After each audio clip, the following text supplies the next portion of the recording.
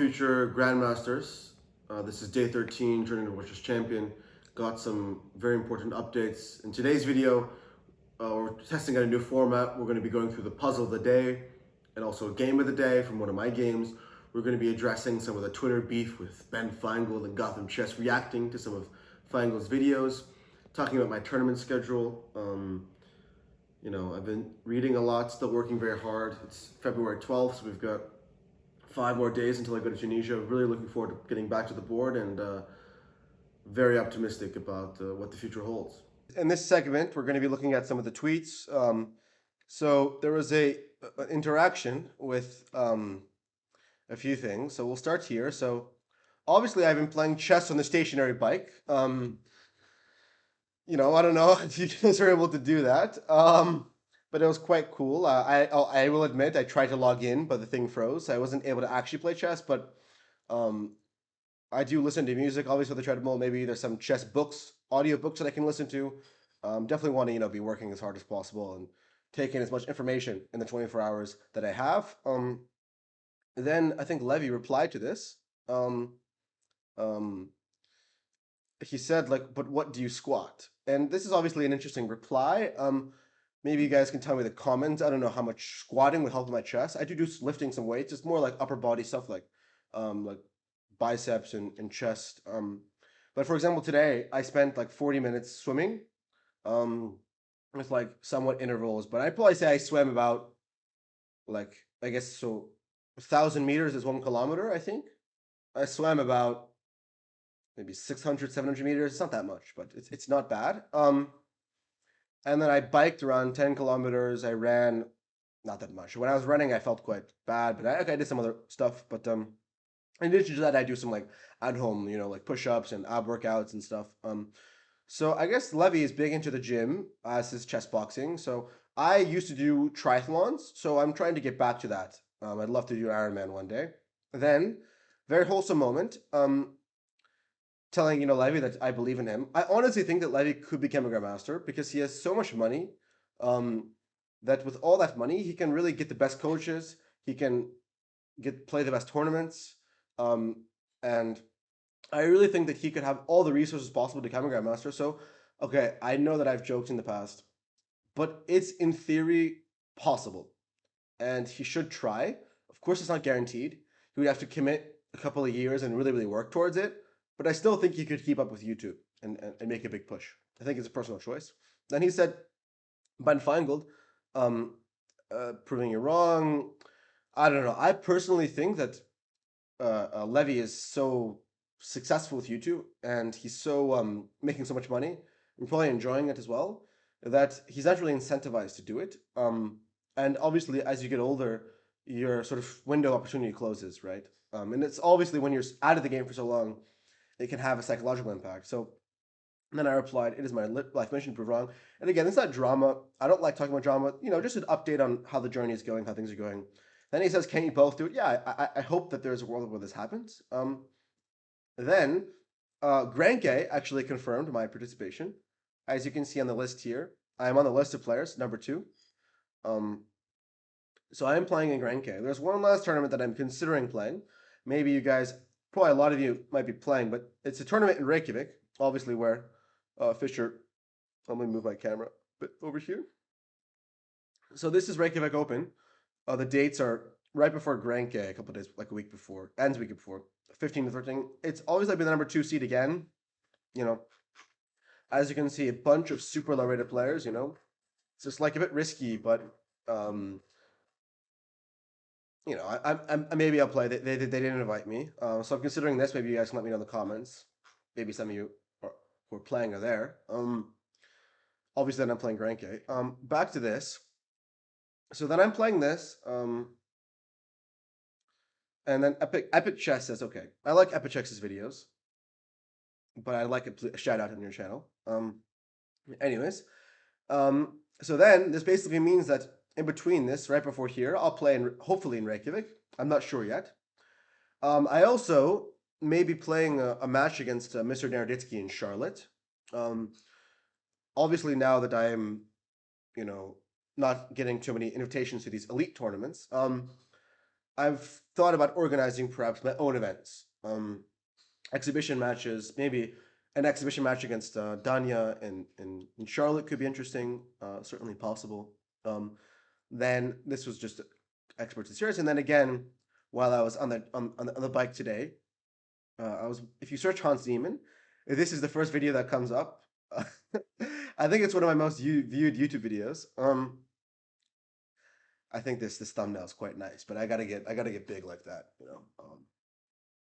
So and another quote.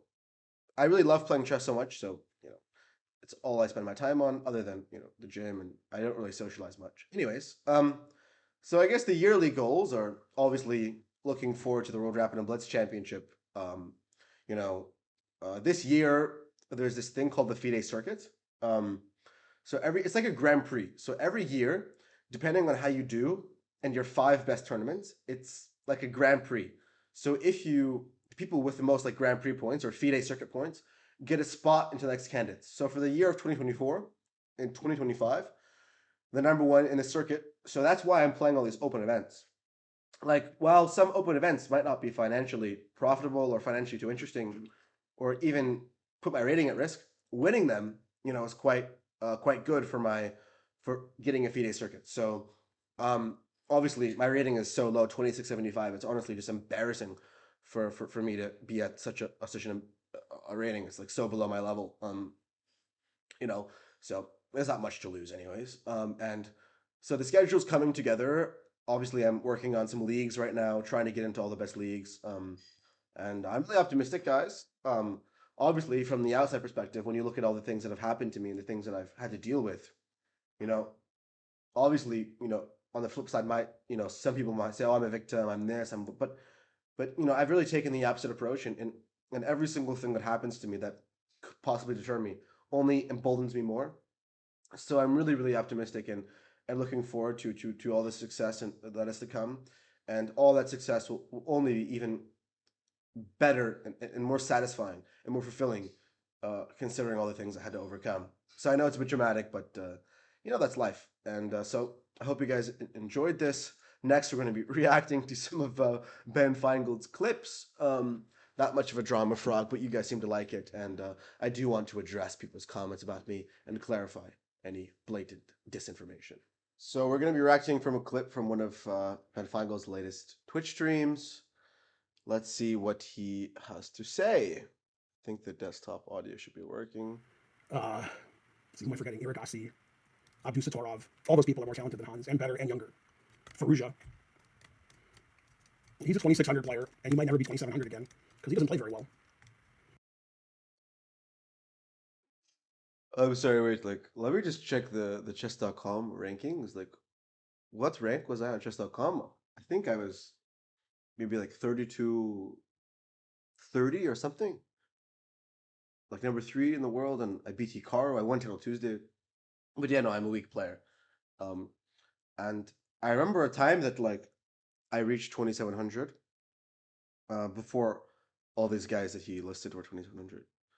I remember there was a point in the top juniors list where the number 1 was Ferrugia and then the number 2 was Hans Niemann. And well, after that, after I achieved significant success, I had this one tournament called the Singfield Cup where I played quite well and I crossed 2700. And well, unfortunately, after that, things took a bit of a detour. But Ben, unfortunately, I'm not just a 2600 player. Unfortunately, I'm very talented, and not just am I talented, I have an insatiable desire to improve at the game of chess, and an unmatched determination to work hard in every aspect of life. My chess, but also my physical aspect. My physical health, I'm taking quite seriously, which is very important to reach the highest level of anything in life. Not just your mind and body is a temple, and you must take care of it. So, Ben, I appreciate the feedback, but unfortunately, you're going to be one of the people whose clips are played in 5 years from now after all my success has been. So today's puzzle of the day is going to be from my game against Andrew Hong in the World Rapid and Blitz in Samarkand. And this is actually a good opportunity to talk about the journey as a whole. So obviously this is Journey to World Chess Champion. every 2 years we have the candidate cycle, and right now, the next step for me, obviously, in that regard, is to qualify to the next candidates. Obviously, there's a candidates for this current cycle happening in 2 months, but for the next 2 years. And the way that that goes is, well, the important tournaments are I should try to qualify for the World Cup. You guys probably are familiar with World Cup, maybe from football. But it's like a knockout tournament, and the top 3 players from that qualify to the candidates. And then we also have the FIDE circuit, which is like a knockout Grand Prix, which I talked about before. So this year, obviously is really a year of training and improving, and preparing for the next year, which you have the World Cup and the Grand Swiss, which are the main events to get into the World Championship cycle. So in this position, we have a very complex position. My opponent has just played Queen D5 after Knight C4, and in this sequence, I had sort of understood that my opponent was in serious trouble. Obviously, maybe the most natural would be just to take and maybe double these pawns. Obviously, doubling the pawns for the king, but there is obviously it's a little bit loose. This pawn's a bit loose, and perhaps the open G file could even be lead to a counterattack for black. So instead, I realized that of course I want to take this knight. I want to double the pawns. So I decided to play knight to e3, and my opponent played queen to d8. And now this is sort of a very critical moment because, of course, a very natural move. Like if you just make a simple trade, you have a nice little pawn. It's not going anywhere. So I decided to take a serious think, and I found the best way. So we should try to pause the video and try to think, Grandmaster style, and try to find the best move. So obviously, considering the pin, it would be great if you can go knight g4 and to either, for example, let's say some random move is made, a6. Now you can take the pawn must stick, and you take free pawn. Knight comes to f5. You have a great outpost, and then the queen can come. We can do a little rover of the rook, or this rover of the rook, a triple rover, um, but the point is that what about g5? And now if you retreat the bishop, maybe you can trade and play knight takes, and it's okay. You've provoked g5. The king's a bit weak, but you're down a pawn. What have you really achieved? But at this point, obviously, for example, you trade and go back again. You lose this pawn, and you might think, oh, well, double attack, intermezzo check. So, but then I realized, but I can take, obviously. But then I put thinking h7. And then I realized, well, okay, if I move the bishop back, then I'll take the knight. If I take, then you can take, and I'm okay. The king's a bit weak. But then I realized, I was thinking to myself, I was like, okay, but obviously if I take, you can't take back because now I take back and defend the knight. So you have to take. And then I thought, okay, well, this king is so weak. There must be some way. So I thought, okay, let me think. How do I do this? I thought, well, okay, let me go queen d2. I'm threatening some discoveries. The king is a bit awkward. Where's it going to go? But then I realized, well, queen takes d4. And now if I try to discovery, the queen is hanging. And this queen is double attacking after d4, both of these pieces. So I thought, okay, well, I just queen c1. To queen c1, if you take, I could just take with check, attacking the king, winning the queen. So this discovery is going to be pretty nasty. So one can reasonably conclude that the rook has to move. The king has to move. So the king can go to h5, g6, and g7. Obviously, if h5, you can take, and if pawn takes, this is checkmate. If you can go g7, then there's rook takes e6. Pawn takes, and mate. Okay, maybe even this I can just go knight f3. Again, double attack. I'm protecting f2 next here. So the king must go to g6. But then I thought, let me take, rook takes e6. Now I'm threatening queen g5 check. The king is completely wide open. I thought, okay, if this is not winning, because once the queen comes with check, then the rook comes in. I thought, well, okay, you can kind of go here. I go block, you go here, I come in. Obviously, if this is mate, if here I take, so I thought there's just no way because this bishop is out of the game. Okay, maybe the bishop takes on d4, queen comes to g5, king to f7. I thought, okay, rook on e8. I've got 1, 2, 3, 4 pieces. All of these are kind of stuck. I'm going to go queen f5. This I just thought, come on, this has to be winning, And in blitz as well, it's so hard to defend, So this is a great choice. My opponent, plays queen d5. No, bishop takes. What did my opponent play? Oh, he just blundered actually. Let me see. I forgot the notation. Oh yeah, he did just blunder actually. So my opponent played, yes, rook queen d5, rook e5 here, and just blundered this. when I win. So this was a very nice game. Hope you guys like enjoyed. In Blitz, it's really nice. It was a high quality game.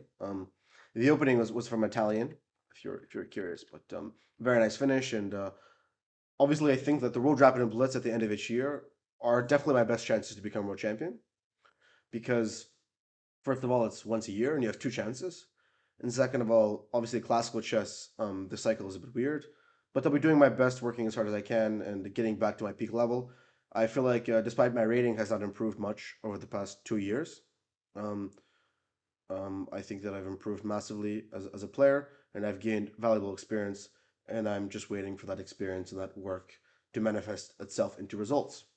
So I'm sure many of you who have competed in anything in your life have understood that you need to be patient until the something just clicks. So hope you guys enjoyed this video, and I'll see you in the next one.